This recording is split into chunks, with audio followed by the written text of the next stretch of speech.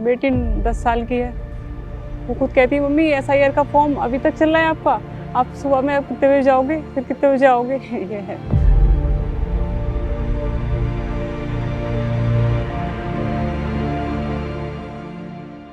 बेटा भी मेरा वही है, 9 साल का है। तो कई बार तो ऐसा होता है कि मैं सुबह जब निकलती हूँ ना तो सोता हुआ छोड़ के निकल जाती हूँ और रात तक मैं उसका चेहरा ही नहीं देख पाती।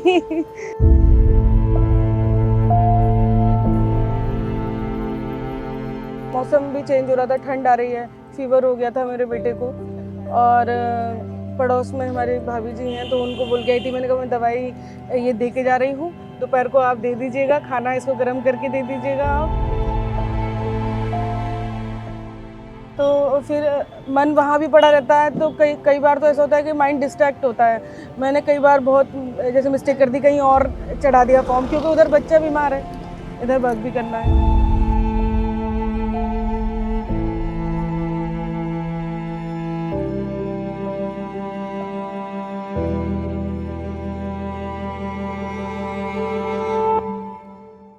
अब से आज से कुछ दिन पहले तक तो सुबह 5:30-6 बजे से ये अपना ऑनलाइन फीडिंग का कार्य करते थे, क्योंकि जो ऐप है, BLO ऐप है, उसमें जो वो फंक्शन उसका सुबह के नंबर पर ज़्यादा अच्छा चलता था। तो सुबह वो फीडिंग करते थे 9, 10, 11 बजे तक, जब भी ऐप चलता था। फिर फील्ड में आते थे, मतदाताओं को घर घर जाकर उनका पहचान पत्र SIR फॉर्म देते थे और भरवाते थे, भरवाने में मदद करते थे। फिर शाम को आके वो कलेक्शन सारा सूचीबद्ध क्रमबद्ध करते थे और वो 10-11 बजे से फिर वो ऐप द्वारा काम करता था। फिर रात के 1-1:30 जब तक हिम्मत होती थी बैठने की, वो करते थे।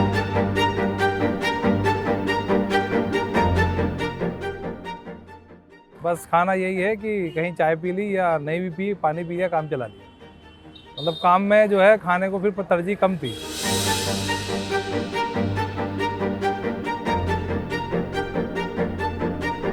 हमारा कोई टाइमिंग नहीं है।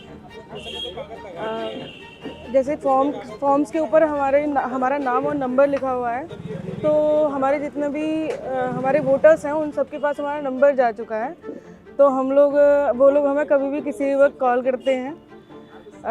कई लोग ऐसे हैं जो मतलब हम लोग जिनके यहाँ पे कई बार विज़िट कर चुके हैं और वो लोग हमें नहीं मिले, तो उस कंडीशन में फिर हमने अनाउंस भी कराया कि भाई जो लोग हमें नहीं मिल रहे हैं और वो हमसे मतलब संपर्क करें, आए।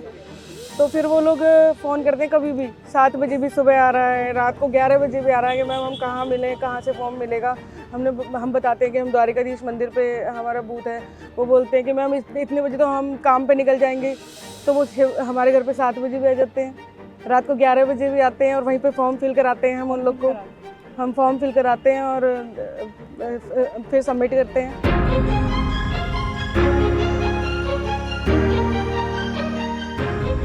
हाँ, घर भी देखना है भाई, पहले काम ये मस्ट है इस समय जो ये चल रहा है। पहले से वरीयता दी जाती है, ये काम करना है पूरा, फिर जाके खाना वाना का देखना है, फिर फॉर्म फिल करने, फीड करने हैं, ये है। हाँ, तो खाना वाना भी आप खुद बनाती हैं? जी, खाना। इतने देर काम करने के बाद मन करता है कि घर पे जाके अब जो घर पे हैं और हमें भी खाना है तो बनाना तो है, अब काम भी जरूरी है। मन नहीं करता मैम, हम लोग नींद नहीं पूरी हो रही, हम 2-2, 3-3 घंटे सो रहे हैं बस, क्योंकि बहुत सारे काम होते हैं घर के छोटे छोटे। आप भी फीमेल हैं, आप जानते हो ना, कपड़े भी, ये भी, बच्चों को स्कूल भी भेजना है, उनको यूनिफॉर्म रेडी करना है, उनका बैग भी रेडी करवाना है। मतलब बहुत सारे काम होते हैं छोटे छोटे जिसके और बिल्कुल मन नहीं करता, लेकिन फिर भी वहाँ वो भी करना ही है। बहुत काम इजी था कि BLO को ये फॉर्म देना था और मतदाता से वापस लेना था, लेकिन मतदाता ने उस फॉर्म को पढ़ने की बजाय, समझने की बजाय उसे BLO का काम समझ के उल्टा उसी खाली लौटाना शुरू कर दिया। तो वो जो मतदाता का काम था वो भी हमें करने से हम पे काम का बोझ बढ़ा। फिर यही जानकारी हमें ऑनलाइन साझा करनी थी, ऑनलाइन फिल करना था फॉर्म को। अब यही समस्या हमें आई, क्योंकि फॉर्म भरो फिर उसे ऑनलाइन खुद हमें स्वयं करना है। तो शुरुआत में ये दिक्कत ज़्यादा बढ़ी है। अब जैसे चुनाव आयोग द्वारा इसमें समय बढ़ाया गया है तो इससे राहत है।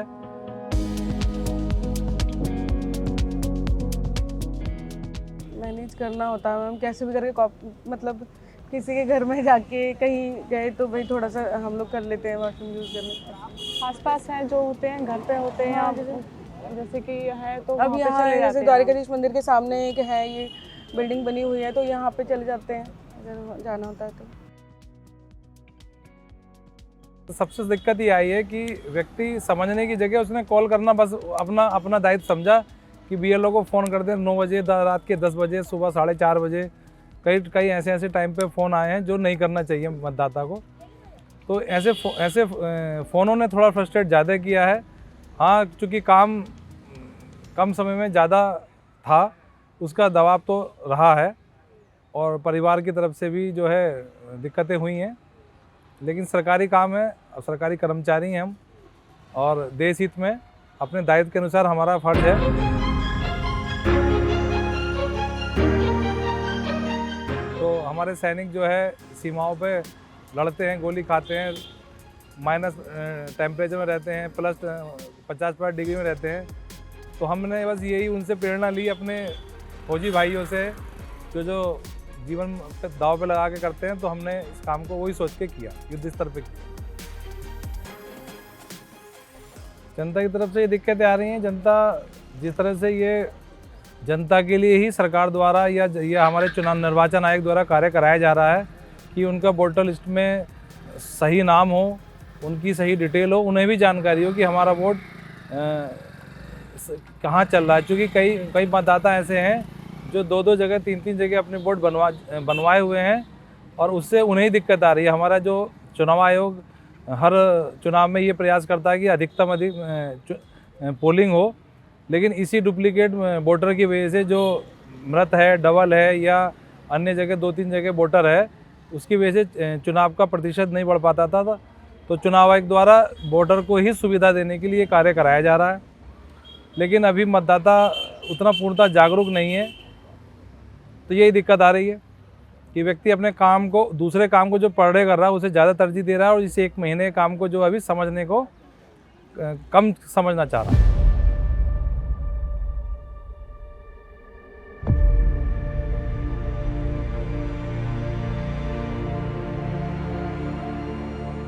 सुसाइड तो मैं समझता हूँ कायरतापूर्ण कार्य है।